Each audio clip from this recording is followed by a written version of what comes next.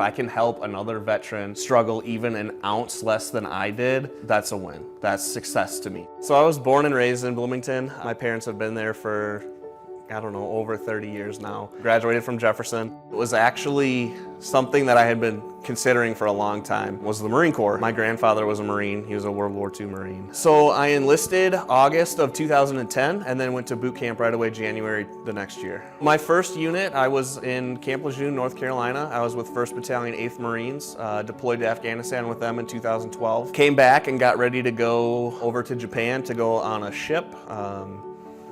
But I got orders to go to a different unit because they were hurting for non-commissioned officers. So I went to 1st Battalion, 2nd Marines, deployed to Afghanistan with them again in 2014. I did go to Japan finally. Still didn't get on a ship because it was at that point in time where I had finally, I think, mustered up enough courage and realized enough was wrong to say, hey, I need help. I can't do this. And so that's when I actually started my whole mental health recovery process. I would be perfectly fine, and then something as small as somebody taking a pencil on the desk that I happened to have just set down would just set me off. And then I would leave the office and go back to my room and just sob. Just absolutely no emotional regulation. Started medication.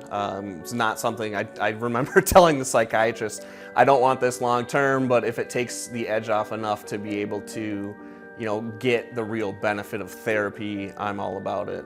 And that was in 2019, still on medication. It's not as terrible as stigma would say it is. It's helped me come this far. So I'm a pretty big advocate for including medication alongside of therapy. I, like many other service members, when I got out, totally lost my sense of purpose. It's hard to understand what it feels like because you go from knowing you're making a difference every day, like even if you're just training, you're training to do your job if you need to. But you get back in the civilian world, the civilian lifestyle, and for me, my purpose was then to make sure there were enough dog toys on the shelf and all the seasonings and spices were stocked. Is not exactly comparable. I was at a point too where I wanted to start giving back to the community. We kind of put the idea together that, hey, maybe you should check out this Warriors Path program.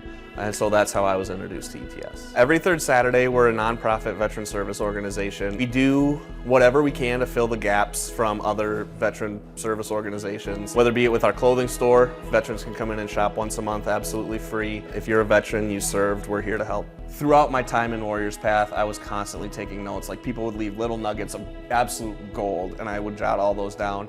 And at the end, I kind of put it all together and wrote a short book. I know there are veterans out there struggling, and I know they don't want to talk about it, but I am absolutely here to tell you that if you do, you will feel better. My only hope is that I can be an example of what can happen. I can scream it until I'm blue in the face, get help, get help, get help, but if I can show them the effects of what help can do and live a life that is indicative of that, I think that can be a powerful tool.